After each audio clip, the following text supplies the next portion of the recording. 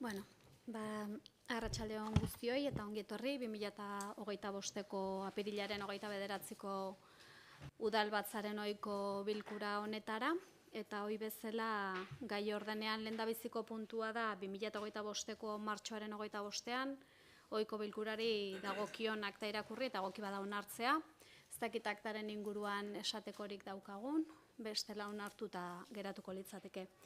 Bigarren puntua ondorengo ebazpenen berri ematea, alkatetzarenak eta zinegotzi ordezkarienak, 776 zenbakitik 1031 zenbakira biak barne, eta tokiko gobernu batzordearenak. Honen inguruan, zerbait esateko. Hirugarren puntua. Yo me imagino que se van corrigiendo todos los errores de ambas lenguas que aparecen en cierta forma, algunos solo en euskera, otros solo en castellano. Me imagino que se irá corrigiendo y que no tenga que ser tan repetitivo con este asunto. Gracias. Pentsatzen dut batzordean ere jakinarazi dela, ez, Antonio? En todas las comisiones. Oso ondo. Bale, jasota dago orduan. Konforme. Hirugarren puntua informazio batzordeetan ordezko presidenteak izendatzeko 981 dekretuaren berri ematea da. Honen inguruan aipatzeko horik. Konforme. Laugarren puntua ere berri ematekoa da 2025ko lehenengo hiruhileko udalaren eta menpeko entitateen aurrekontuaren exekuzioa eta bataz besteko ordainketa epea gai honen inguruan. Konforme, bosgarrena ere berri ematekoa, 2024ko udaleko aurrekontuaren likidazioa, honen inguruan. Seigarrena berri ematekoa, kasu honetan 2024ko errenteria musikaleko aurrekontuaren likidazioa, honen inguruan. Konforme, zazpigarren puntua proposamena da, kredituak judizioz kanpo aitortzea. Izenpetzen du kontu hartzaileak. Onartzeko eskumena duen organoa udalbatzarra aurretik antolaketa batzordearen diktamenarekin. Espedientea ikusita aplikatu beharreko legealdian eskatutako baldintza guztia betetzen dira eta beraz hurrengo erabaki proposamena aurkezten zaio udalbatzarrari. Lehenengoa, onartzea, lehenengo ereskinean aipatzen diren kredituen judizioz kanpoko aitorpena guztira 248.847,63 eurokoa ekitaldiari dagokiona, eta bigarrena 2025ko aurrekontuari egoztea aurrekontu kontu saien kargura eta bigarren eraskinean zehaztutako zenbatekoaren arabera. Eskerrik asko, honen inguruan zerbait esateko. Konforme, bozkatzera pasatuko gara, aldeko bozkak, 11 aldeko bozkak, kontrako bozkak, abstentzioak, 9 abstentzioak, gaur 20 bozka dauzkagunez. 8. puntua ere proposamena da, Urbiakaleko 1-2 udaletxe bizitzaren jabetza berreskuratzea.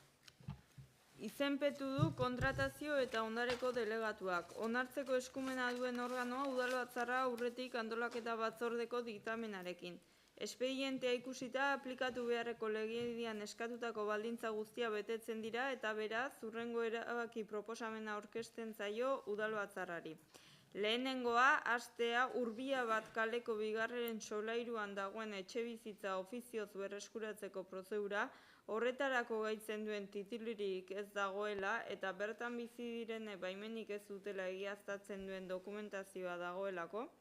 Bigarrena, entzunaldi tramitea ematea 15 egun naturaleko epean lokal horretan bizi diren pertsonei, egokitza jotzen dituzten alegazioak egin ditzaten eta beharrezkotza jotzen badute dokumentu berriak aurkeztu ditzaten. Hirugarrena, alkateari ahalmena ematea bidezko diren jarduketak egin ondoren Urbia bat kaleko bigarren pisuan dagoen etxebizitza utzarazteko eta espediente honetan udal ondasuna berreskuratzeko beharrezkoak diren gainerako ekintzak ebazteko. Eta laugarrena, erabaki hau jakinaraztea lokal horretan bizi direnei eta gizarte zerbitzuetako eta udaltzaingoko udal zerbitzuei. Eskerrik asko, Ainhoa, puntu honen inguruan zerbait esateko. Bozkatzera pasatuko gara, aldeko bozkak, 14 aldeko bozka, kontrako bozkak, abstentzioak, 6 abstentzio, onartuta geratzen da. Bederatzigarren puntua, Sozialistas Baskos, Euskal Sozialistak udaltaldeak aurkeztutako mozioa, Aldakonea proiektua hobetu eta sendotzeari buruzkoa. Kasu honetan jatorrizko mozio bat daukagu, Alderdi Sozialistak aurkeztutakoa eta Elkarrekin Podemosek eta EH Bilduko aurkeztutako mozio alternatiboa. Hoi bezala bi mozioak aurkeztuko ditugu, lehendabizi jatorrizkoa eta ondoren alternatiboa, eztabaidari bide emango diogu azkenik bozkatzeko. Beraz, Alderdi Sozialistarena da hitza. Eskerrik asko, arratsalde on guztioi. Hoy traemos a este pleno una moción que busca cumplir con uno de los principios más fundamentales de nuestra política, que es la igualdad de derechos para todas las vecinas y vecinos de Rentería, independientemente del barrio en el que vivan. El equipamiento municipal de Aldacoenea fue inaugurado en 2024. En nuestra opinión fue un paso importante hacia la modernización de nuestra ciudad y el acercamiento de los servicios públicos a los barrios altos. Desde su apertura ha sido una herramienta valiosa para que los vecinos y vecinas de los barrios altos, de Beraun, de Galtzaraborda, de Capuchinos, de Llanzi, de Alaberga, puedan realizar sus trámites administrativos. Sin embargo, entendemos que Aldacoenea tiene todavía un gran potencial por desarrollar, un potencial que, de ser aprovechado, no solo beneficiaría a los barrios altos, sino también contribuiría a fortalecer el tejido comunitario de todo nuestro municipio. La propuesta que presentamos hoy busca igualar los servicios de Aldacoenea con los del centro del municipio, comenzando con una medida clave que para nosotros es importante, que es igualar el horario del SUD de Aldacoenea al del SUD del Ayuntamiento. Actualmente el SUD de Aldacoenea ofrece un servicio limitado en cuanto a horarios, cerrando a las 2 de la tarde, lo que obliga a muchos vecinos y vecinas a desplazarse hasta el centro de Rentería para poder realizar sus gestiones, sobre todo a los que trabajan y a las que trabajan por la mañana. Además, es una petición que nos han trasladado muchos vecinos y vecinas de los barrios altos desde que se ha abierto el equipamiento de Aldacoenea. Esto no solo genera inconvenientes, sino que también, en nuestra opinión, crea una desigualdad y los derechos y servicios de la ciudadanía no deberían depender del barrio en el que vivan. Todos merecen las mismas oportunidades independientemente de su ubicación. Por ello, proponemos que el SUD de Aldacoenea amplíe su horario, asumiendo el mismo horario que el SUD del Ayuntamiento, abriendo los martes y jueves por la tarde y ampliando su horario en el resto de días. Esta ampliación garantizaría una mejor accesibilidad para todas las personas que necesitan realizar sus trámites y, sobre todo, eliminaría una discriminación que, en nuestra opinión, no tiene ninguna justificación. Además de esta medida, proponemos reforzar la programación cultural y educativa en Aldacoenea. A día de hoy creemos que se debería aumentar esta programación con actividades, con talleres, con grupos de lectura, con charlas o jornadas, de manera similar a los que se ofrecen en la biblioteca de Lecuona. Somos conscientes de que hay algunas actividades que ya se han puesto en marcha, pero consideramos que se deberían ampliar. También creemos que es fundamental mejorar la comunicación con el tejido asociativo de los barrios. A día de hoy son muy pocas las actividades que se han organizado por parte de los agentes del barrio y por eso planteamos una campaña para dar a conocer la disponibilidad de las salas de Aldacoenea para actividades organizadas por las entidades locales y además también creemos que el espacio que tiene Aldacoenea en la página web, en los diferentes soportes que tiene el Ayuntamiento es mínimo y que se debería mejorar dando un espacio específico a Aldacoenea donde se recoja pues, toda la información de los servicios, los horarios, las actividades disponibles de Aldacoenea para facilitar el acceso a la información a toda la ciudadanía. En definitiva, esta moción tiene un único objetivo, que es garantizar que Aldacoenea se consolide como un referente de servicio público y vida comunitaria en los barrios altos de Rentería, y este objetivo está basado en un principio fundamental, como decía al principio, que es la igualdad de derechos para todos los vecinas y vecinos de nuestro municipio. Eskerrik asko. Eskerrik asko Isak, eta segidan mozio alternatibari emango diogu bide. Vale. Aldacoenea, nik aurkeztuko dut gobernutu aldearen buruzko mozioa.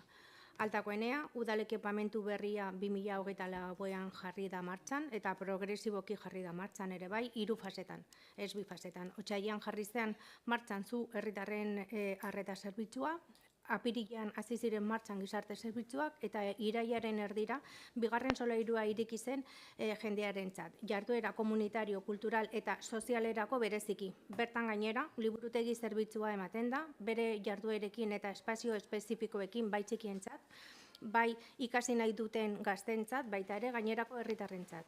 Zerbitzu horiek guztiak beste batzuekin osatzen dira, hala nola, beheko aldean ematen den prentsa irakurketarako gunearekin, eta sarbidea zaintzen duen udaltzain batek hartatzeko aukerarekin sail honekin zerikusia duen edozein gaia dago.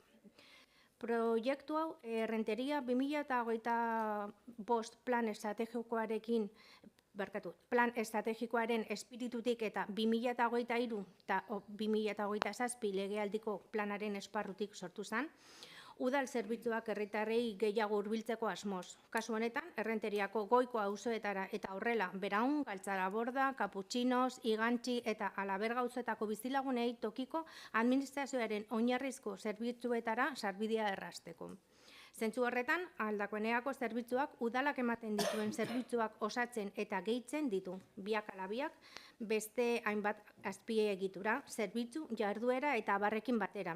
Gure udalerriaren eta bertako herritarraren ongizatea eta garapena bermatzen duten zutabe garrantzitsuak dira. Gure udalerrian ongizatea eta garapena indartzen duen sinergiak sortuz. Zerbitzu martxan egon den bitartean, zer erabilera izan duen eta nola funtzionatzen duen aztertzen eta ebaluatzen ari gera.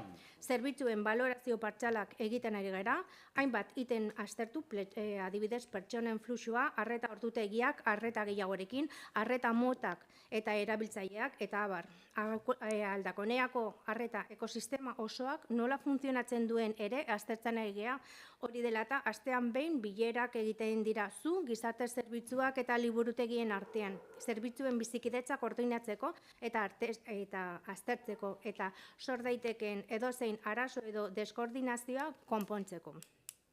Horrekin guztiarekin interesgarriak diren ondorio batzuk atera nahi ditzakegula uste dugu. Aldakoenea sendotze prozesuan dago eta bere burua ezagustarazteko prozesuan. Gero eta gehiago erabiltzen ari da eta jardueren eskaintza handiagoa da. Etengabe hobetzeko mekanismoak aktibatuta daude eta horrek erakusten du hobetzeko dugun bokazioa argia dela. Baina uste dugu datu hauek eta behaketek ematen dizkiguten ondorioetan oinarrituta egin behar direla hobekuntzak.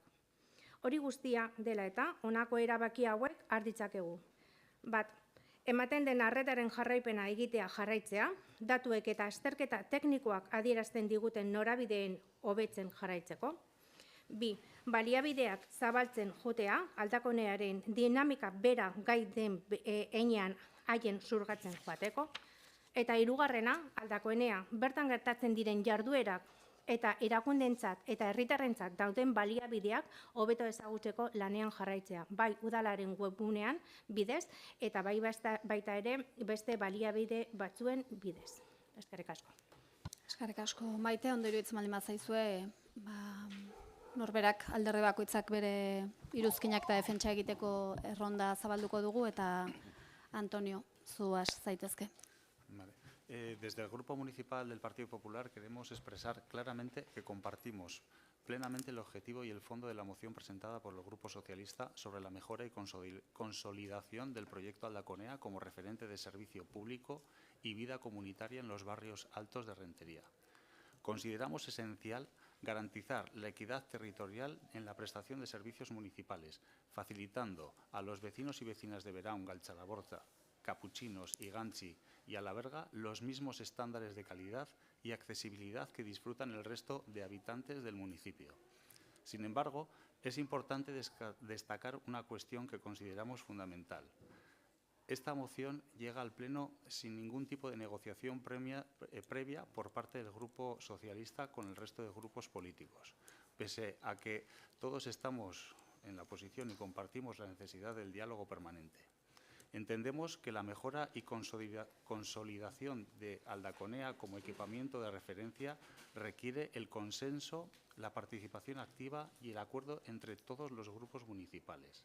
La ausencia de negociación previa limita el alcance real de esta moción, reduciendo su capacidad de sumar aportaciones plurales que sin duda enriquecerían el proyecto.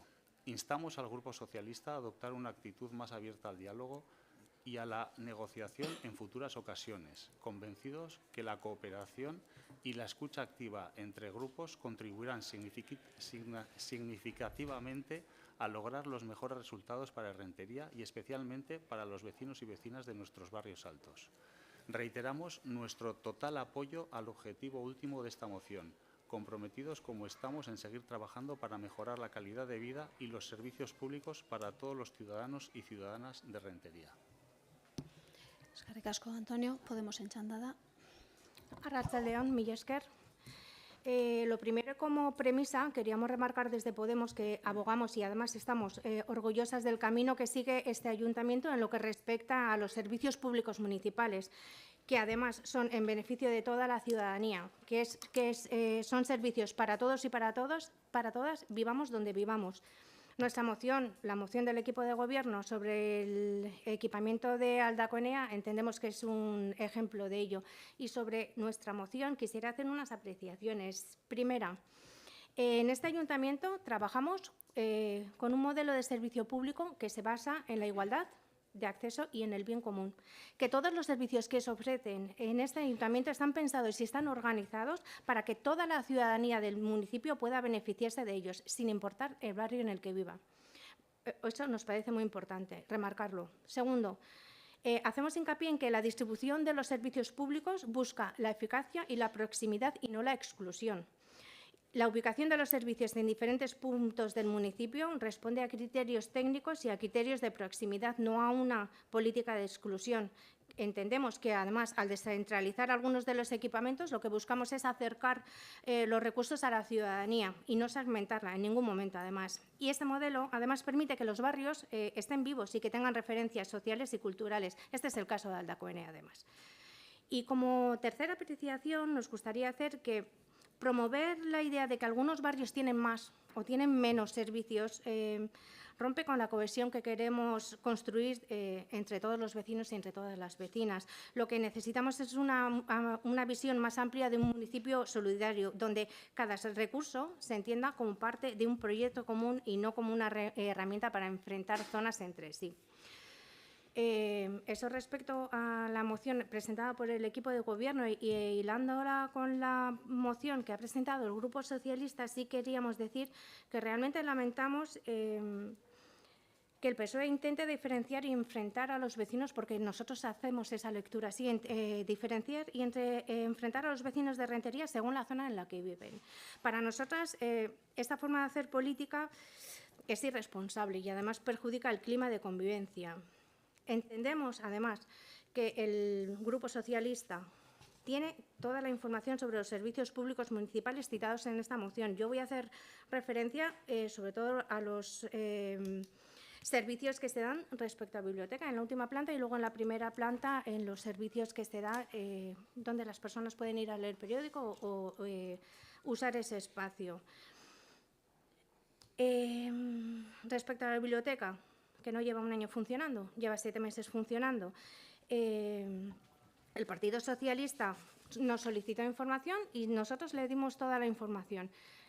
Dentro de toda esa información entendemos que la información, tal y como se ha trasladado a la moción del Grupo Socialista, está distorsionada. Y entendemos que además que construye un discurso que no se ajusta a los hechos.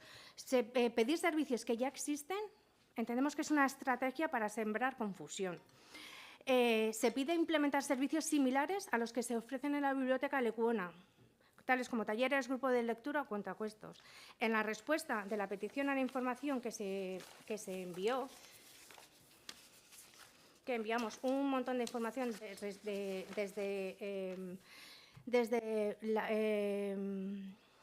Lecuona y desde Biblioteca, ya se avisaba y se decía que se incluían un listado de actividades programadas por el Ayuntamiento que la Biblioteca incorpora en su programación habitual y que son Liburu Baby Cluba, cuentacuentos, grupo de lectura fácil, visitas a Aldacoenea, y además en esa misma respuesta a la información que nos pedisteis se informaba de que se estaban programando nuevas actividades para los siguientes meses.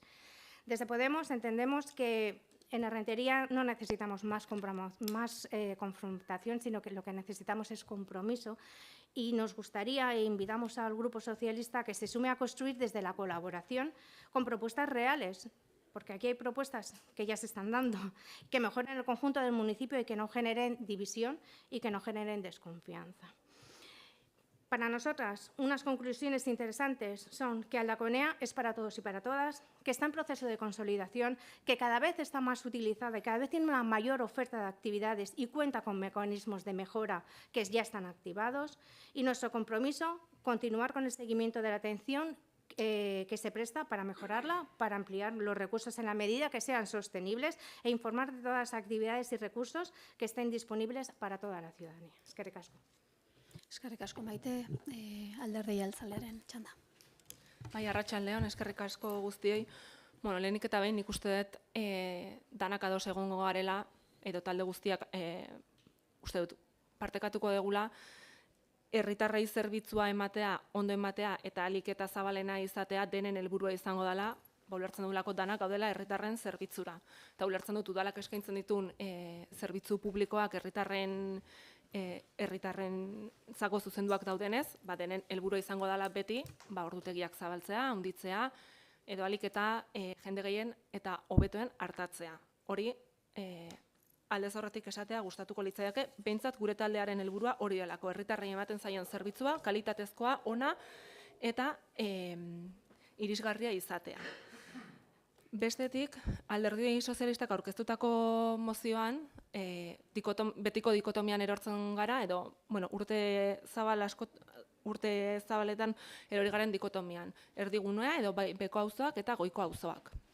Eta esaten dugunean, eta behin baino gehiagotan Alderdi Sozialistako bozeramaileak esan duen bezala, igualdad de derechos de los vecinos y vecinas. De los vecinos y vecinas de todos los barrios, ez? Esan nahi, askotan, esan ditugu erdiguneko edo beko auzotako herritarrak eta goiko auzotako herritarrak, Beraun, Igantzi, Kaputxinoak, Alaberga, Galtzara barri erreferentzia eginez. Baina hor dauzkagu ere bai esaterako Zamalbideko herritarrak edo Agustinetako herritarrak. Beraiek ere bere desplazamendua egin behar dutela udalerriko zerbitzutara sarbidea izan dezaten. Eta zaukate beraien auzotan zerbitzu bat.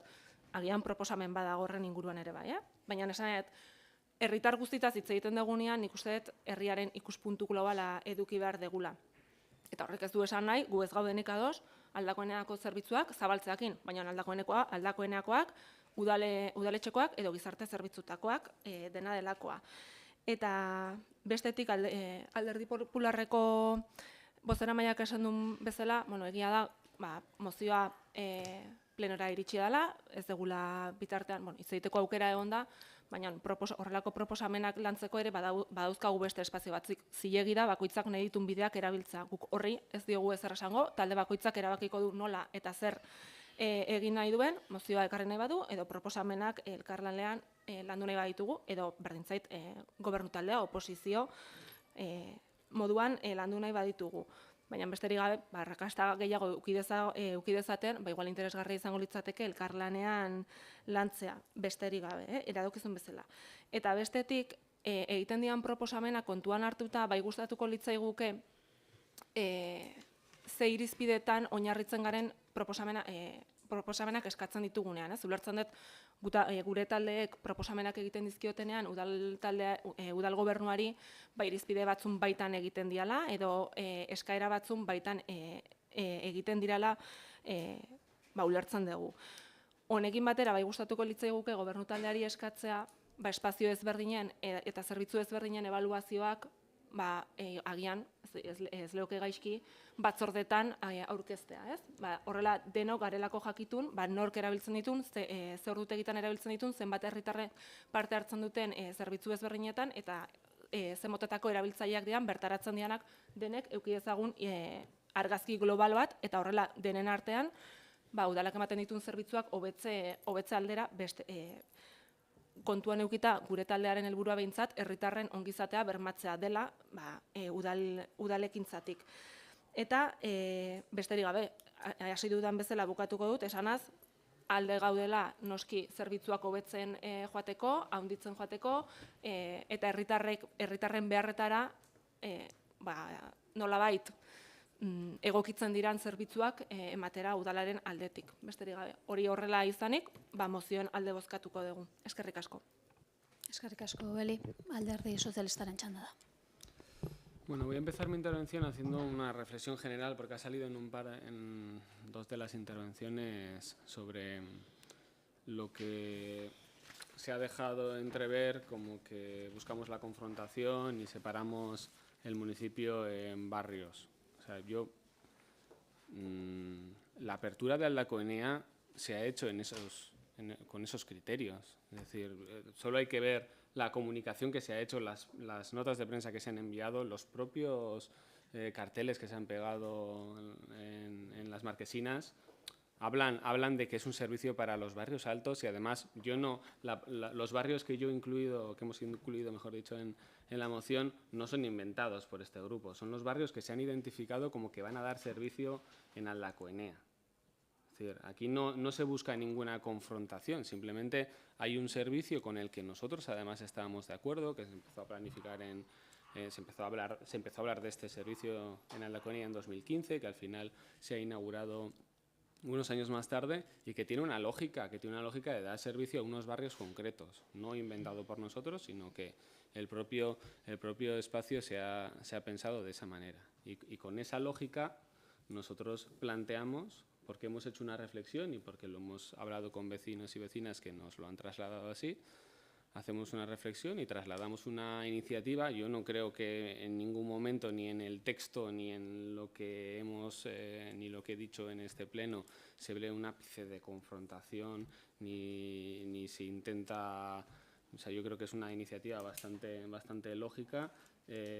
Lo que tratamos es de que los dos servicios de atención ciudadana que tenemos en el municipio y que dan servicio a diferentes partes del municipio, porque se han concebido así, tengan el mismo horario. No tiene más lógica que eso y además es una iniciativa que nos han trasladado, una propuesta que nos han trasladado muchos vecinos y vecinas. Y además lo hemos presentado esta moción con 2 semanas de antelación. Es decir, esta semana ha estado 2 semanas registrada y se nos podía, como siempre se hace con todas las mociones, haber trasladado opiniones, propuestas alternativas, hemos tenido un momento para negociar y no se nos ha trasladado nada, simplemente una moción alternativa que me parece genial, que marca un posicionamiento de 2 grupos que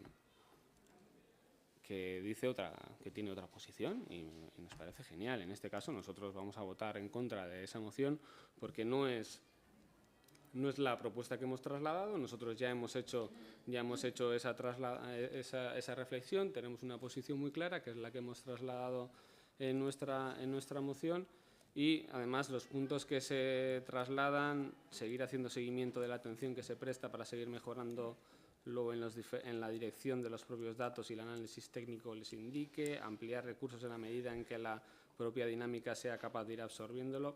Pues en nuestra opinión, es lo mismo que no decir nada. O sea, simplemente se presenta, en nuestra opinión, una moción que busca presentar unos puntos descafeinados en los que no hay ningún compromiso concreto y, por tanto, no vamos a apoyarla, vamos a votar en contra. Nosotros, como decía, esa reflexión ya la hemos hecho y creemos que eso va a llegar. O sea, creemos que la igualación de los horarios del SU va a llegar. O sea, yo espero y les pediría que esa reflexión se haga cuanto antes y sobre todo se escuche a los vecinos y vecinas y podamos tener esos horarios igualados cuanto antes.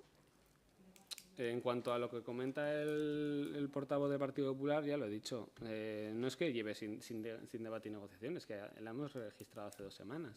O sea, en cualquier momento se nos podría haber dicho algo, presentado una propuesta, incluir algún punto.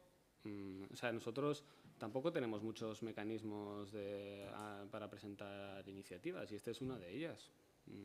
Yo creo que ha habido tiempo para poder hacer algún debate, pero bueno, al final nosotros presentamos una iniciativa con la idea de trasladar al Pleno, que es donde entiendo que tenemos que debatir las cosas para que podamos debatir un tema concreto, que nosotros lo planteamos así. Bueno, el tema que ha dicho la representante de Podemos yo ya lo he comentado, no hay ninguna intención de segmentar ni de confrontar, simplemente nos atenemos a los criterios que se han marcado para el servicio público de Aldaconea, que se ha segmentado de esa manera. Es decir, literalmente se hablaba de los usuarios, de los vecinos y vecinas que tenían el ambulatorio en Veraun. O sea, esa es la lógica que sea, pero bueno, o sea, no hay ninguna intención de segmentar ni de confrontar. Lo que decía, nosotros ya hemos hecho esa reflexión, es una iniciativa que vamos a perseguir. Pues nosotros esperábamos que pudiéramos aprobar esta moción para que los vecinos y vecinas pudieran tener ese horario de tarde cuanto antes, pero bueno, esperamos que en el futuro sea una realidad. Eskerrik asko, Isak, Bilduren izenean gizarte zerbitzuetako eta zuko arduradun politikoa. Ados. Bueno, uste alderdi guztiak nahiko hurbil gaudela beintza diagnostikoan, ze entzun dut, ez? PSOE esaten eta partekatzen dut, potentzialea handia daukan errekursoa dela, konsolidatzeko bide bat egin behar duela, PP-ko ordezkariak esan du, ulertzen du kalitatea hobetzeko helburua deno konpartitzen degula, gobernukideen Podemosek ere termino berdinetan hitz egin du, eta EAJak ere pixka termino berdinetan, ez? Ondo ematea, kalitatea, zabaltzea, igual jasotzen dut EAJak egin duen gonbidapena, zen ikuste oinarrian hori dagoela, gu desde logo ez bozkatuko diogu zuen mozioari, ze antzekoa badira ere, uretzen dugu zuenak ez dula irakurketa bat egin dato, flujo eta realitatean eta esperientzian oinarritua eta gureak bai, ez? Orduan, uste eta kaso zuen mozioari hori gertatzen zaiola, ez dula oinarri teknikorik zentzu horretan, eta gu prest gaude EAJak eskatzen zuen bidetik, partekatzeko datuak zergatik dakagun errealitatea Aldakoenean, eta ze bide hartzen ari duen, ez? Dena den, gu bai hurbiltzen gea Aldakoeneara prozesu modu batean, ezain beste episodikoan, lehen gobernukideak esan du, ez? 2024ko txaian irikitzen arreta zerbitzua, 2024ko apirilean pixkanaka gizarte langile ezberdinak zituzten agenden arabera juntzien aterrizatzen Aldakoenean, eta irailean irikitzen bigarren solairuan nun, ematen dian hainbat zerbitzu, kulturakoa, liburutegikoak, ikasgelak daude, aurrentzako espazio bat, baina horretaz gain ere, balioan jarri behar da beko zerbitzuak, beko solairuan errealitatea batekin aurkitu gea sorpresiboa, baina positiboa dela aurrikusita genuen espazio bat irakurketarako, revista daude, aldizkaria daude, eta bilakatu da elkarleku gisa batez ere persona helduentzat, eta hori ere pozgarria eta ere dago udaltzain bat, emateituna, zerbitzu berdinak, eman daitezkenak udaltzaingoan ia, edo hemen, ez? Orduan badakagu, ekosistema oso bat, zerbitzu ikuspegitik nun ez dagoen udaleko beste inungo espaziotan, ematen dena han bakarrik, baina uste dugu positiboa dela, ez? Eta noski komunikatiboki erresago ulertzeko esan genula osasungintza publikoaren, ispiluaren, logikaren funtzionatuko genula, baina horrek ez du esan nahi segmentatzen degunik gizartea, horrek esan nahi duna da, amaz egiten degula, hau da ditugu, Beraungo, Galtzarabordako, Alabergako, Kaputxinotako biztanleak segitzen dutela por usos y costumbres astelenetako merkatu eguna erabiltzen jeisteko eta udaletxera etortzeko, gizarte zerbitzuetara juteko, ditugu profesionalak zentroan agustinetan bizi dienak, baina lan egite dutela goiko auzotan eta gora juten dienak, ditugu herritarrak eskatze dutela gizarte langileekin hobeto binkulatze dutelako, bera etortzea edo gora jutea orduan badakagu hor transfusio bat, orduan ez dugu konpartimentalizatzen, baizik eta uztartze ditugu eta potentziatzen dugu, ez? En todo caso, hau ez da, efectivamente, eta eskertzen da, rekonozitzea zerutik erori, ez da, episodio fenomenologiko bat, klimatologiko bat, edaten du Errenteria 2025 plan estrategikotik, gobernu talde gisa sartu genuen 2023-2027 agintaldi planean, eta hor argi genuen, gure bokazioa zela zerbitzuak herritarrei hurbiltzea, eta horrek izan ditzake irakurketa asko. Dauka interpretazio urbanistiko bat, ze hori ere bada, egiten degunean obra bat, igogailu bat jartzen degunean da hurbiltzea herria bere eje ezberdinetan, eta zeukan ere zerbitzu ikuspegi konkretu hau, ez? Nolabait, zerbitzu potenteenak, arreta zerbitzuak, gizarte zerbitzuak, jende gehien atenditzen duten jende espazioiek hurbilaraztea, nolabait, demokratizatzea, ez? Eta batez ere, persona horiek zeinek izan zitzaketen zailtasun fisiko gehiago hurbilketa hori egiteko, batez ere gizarte zerbitzuien logikatik, ez? Azkenean guk emate ditugun 160 baino gehiago arretak dira 75 urte edo gehiago dituzten personentzat, orduan inportantea zen hurbilketa hori egitea. Ez da zerbitzu berriak, prozesu honetan ikasi dugu, urteak daramatzaten zerbitzuak dira, baina bai da egia, auzoietako jendeari iriki zaiola aukera leiho bat lehen ez zeukatena, ez? Orduan hori balorean jartzen dugu, eta ez gu bakarrik, bi urtero egiten ditugun inkestetan, gure lagina 600 personakoa izaten da, ez dakit zuek egin dizuten galdeketa horiek zenbat personetara iritsi diren, esaten digute oso zerbitzu baloratua dela, ez? Eta prozesu hontan, esaten un prozesu baten barruan gaudela, bi lerrotan egin dugu lan, alde batetik balorazioak, zenbat persona juten dien, ze ordutan, ze ordutegi dian erabilienak, ze tipologia edo ze arketipo tratatzen ditugun personenak, ze tramite demandatzen dituzten gehienak, guzti hori etengabeari aztertzen, eta hori, uste dela toka ez eguna partekatzea EAJak esaten zunaren hildotik, ez? Eta lehen esaten nun, zerbitzu ekosistema bat daukaguan, nun ez dagoen beste herriko inongo puntuan. Eta horri aurre egiteko dakaguna da mai interdisziplinar bat, hor dago kultura liburutegia, hor dago udaltzaingoa, hor dago arreta zerbitzua, hor dago gizarte zerbitzuak, astero biltzen dira, holako ekosistema konplejo batek behar ditun errealidadei aurre egiteko eta hobekuntzak planteatzeko, ez? Eta lehen ere kideak esan du, gobernukideak, faseatze honetan, egitura osoak ez dara mairikita bere totalidadean ez da urte bat. Orduan, inferentziak egitea, edo hortik konklusioak ateatzea, arriskatua da, egia da datu batzuk baditugula, eta orain botako ditut batzuk, baina hortik konklusio batzuk ateratzea orain bertan ustegu, azkarregi dela, ez? Baina datu batzuk sozializatzearen. Gizarte langileek herri mailan emate dituzten interbentzio guztien espedienten 40% goian ematen da. Hau da, hasieran egin genuen aurreikuspen bat esan genuen, goazen osasungintza publikoaren ispilu izatera, hau da, nire referente sanitarioa beraunen baldin badago, nire referente soziala beraunen egongo da. Gero nik aukeratzen bait nahiago dudala poratxo porbe zentroan izatea, zentroan izan gut. Aldiz, nire referente sanitarioa zentroan edo iztietan badago, nire referente soziala egongo da Santa Claran, ez? Orduan, engen una aurreikuspena 40-60 eta hori kumplitu da. Arreta zerbitzuakin ez hori gertatu. Eta arreta zerbitzuak esaten diguna da, eta hor partekatzen dut, zuk esan duzunean, potentziala handia dakala, esaten diguna da, atentzio 125 ematen dela goian. Orduan, goruntz jun bada ere, ikusten dugu oraindik hor lanketa batin behar degula ezagutarazteko, ez? Ze, esan bezala, potentzialea daka, baina oraindik etzaio zuko osoa atea. Baina, zenbaki hauek kontestu badaukate eta da atenditze ditugun personak, eta hori ere kontuan hartzea importantea da, esanet. Agente tramitatzaileek eta gizarte zerbitzutako langileek transmititzen digutena da, personak helduak juten direla nagusiki, osea, nabarmen dela diferentzia. Eta horrek akaso ere eragiten du, egiten dien atentzioak goian motelagoak diela. Esan, eta hemen baldin badakagu atentzio media bat, han luzeagoa askotan lotua persona perfiloekin. Horretaz gain, daukate zerikusia tramitek askoz gehiago gizarte zerbitzutako gauzekin, beste tramitekin. Baina, adibidez, errolda.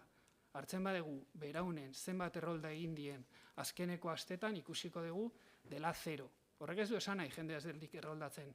Beraunen, esan nahi duna da, que los usos y costumbres ezberdina dira, eta batzuk segitzen dutaren zentrora etortzen. Orduan, hori ikusi behar dugu hor ze egiten dugun, ez? Eta beste konklusio bat ate duguna, arretak hasten dira udaletxan, baina beranduago, hau da irikitzen da 8 eta hasten dira beranduago, eta bukatzen dute itxiera ordua baino lehen. Eta hau etzaigu gertatzen hemen. Hemen da kontrakoa, hasten dira goizean lehenengo orduan, eta arraroa da arratsaldeko zerbitzu bat, edo eguerdiko zerbitzu bat, nun bukatu baino lehen ja ez dago inor, justo kontrakoa gertatzen dena, ez? Normalki. Eta paradogikoa baldin badirudie lehen esan dut, segitzen dugu, astelehenetako merkatuak erabiltzen, edo segitzen dute herritarrek, aprobetxatzeko behin hemen daudela, udaletxera juteko, ez? Orduan, tipologia oso ezberdina da. Eta, bueno, lehen kulturako datuak Maitek esan ditu, orduan ez naiz redundante izango, ez? Eta datuak 125 segitzen du izaten, naiz eta gora di joan, oraindik bajoa, naiz eta esan dezun bezala, komunikazio kanpaina oso potente bat zen, ez? Iriki genunean, buzoneatu zen, afekzio zuzena izan zezaketen auzo guztietan triptiko antzeko bat, udaletxeko aldizkarian ere izan zuen bere reportajea, agerraldi bat egin zen, agerraldian ere hainbat eragilek hartu zuten parte, eta bisita gidatuak ere egin genituen, ez? Auzo elkarte, emakume elkarte, jubilatu elkarte, gurutze gorria, komertziante elkarteak, jai batzordea beraungoa, eta bar. Eta oraindik segitzen dugu horretan. De hecho, gaur aldakoenean egon, eta topatu ditut aur batzuk, esanet, segitzen dugu hezkuntza sistemarekin, bisitagidatuak egiten, beraiek ere ezagutu dezaten aldakoenean zer dagoen, ez?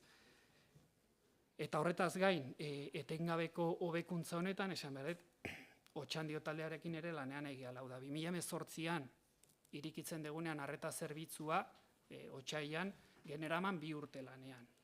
Eudelek antolatu zituen formazio batzuk, 2 kurso eskolarretan, eta hor, tutorea edo mentorea nola baitzen Otxandio. Eta berekin, orain, berriz gaude lanean, ikusteko ze proposamen egin ditzakegun, ze hobekuntza sistema txertatu ditzakegun, eta bar, ez? Eta gainera, Otxandiok ere inkestak egin ditu, justo Goiko auzoan, galdetzeko ordutegiaz, galdetzeko zerbitzuaz, galdetzeko guzti horretaz, eta ateatzen zaiguna da oso zerbitzu potentea daukagula. Eta zentzu horretan Otxandiok ere esategu, ituzute gauzako hobetzeko noski baietz, baina eski adibide bezala jartzen zaituztegu beste herrietan. Orduan, uste dut hori ere balorean jartzekoa dela, ez? Orduan, guri prozesuak, ezagutza teknikoak, datuek esaten digutena dela aldakoenea konsolidatzen ari dela, oraindik ezagutzarazte fase batean dagoela, geroz eta gehiago erabiltzen dela, baina batez ere gure ikuspegirik eta importanteena dena da, hobekuntza sistemak ezarria ditugu lau da. Datuak ustiatze ditugu, mai interdisziplinar badakagu, Otxandiorekin prozesu batean gaude, eta batez ere, eta umiltasun guziarekin, baina 2018an iriki genunean arreta zerbitzua, eta gaur ze arreta zerbitzu dakagun, ez du zer ikusirik. Ez ordutegiak, ez personak, ez hartatzeko moduak, eta horregonda evoluzio bat, ze behar dituguna da zerbitzu publiko malguak eta dakitenak errealidadera egokitzen. Orduan, eskuan ditugun datuek esaten digute zerbitzua potentea dela eta egokitua dagola, baina jonbergea balorazioak egiten ikusteko noruntz goazen. Orduan, hori ez da no decir nada. Ze no decir nada esatea da, orain arte egindako ibilbide guzi horren gainean pixa egitea, eta uste dugu hori ez dela ez dara ezintzoa. Ez, orduan guk horregatik guztiagatik, eta uste dugu gurea fundamentatua dagolako, gurearen alde bozkatuko dugu, eta zuenaren kontra.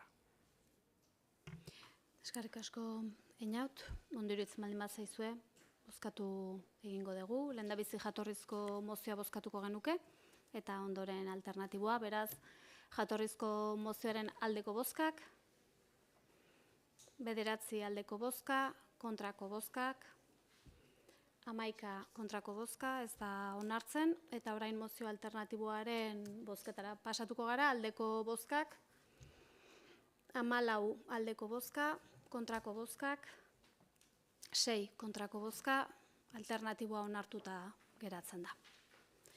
Eta honekin, galdera eskarietara goaz, zerbait baldin badago. Sí, yo tengo 3 preguntas que espero que se respondan. Tras el fallecimiento del Papa, el Estado estableció la necesidad de rendir homenaje mediante el luto oficial, incluyendo la obligación de colocar las banderas a media asta en las instituciones. Queremos preguntar al equipo de gobierno, ¿por qué el Ayuntamiento de Rentería no ha respetado esta indicación oficial, siendo parte del Estado español? El mes pasado, el Grupo Municipal formuló una pregunta clara. ¿Cuándo se van a retirar todos los símbolos nazis de la banda terrorista que existen en Rentería? Sin embargo, no hemos recibido respuesta. En la Junta de Portavoces previa a este pleno se ha contestado una cuestión planteada por el Grupo Socialista, pero no la planteada por nuestro grupo. Solicitamos que se dé una respuesta concreta a esta cuestión que afecta a la convivencia democrática.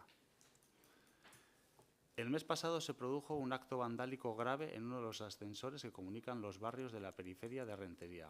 A pesar de haber preguntado en la comisión correspondiente sobre las grabaciones de las cámaras de seguridad sobre los posibles responsables, no se ha proporcionado ninguna respuesta. Exigimos saber qué actuaciones se han llevado a cabo para esclarecer estos hechos.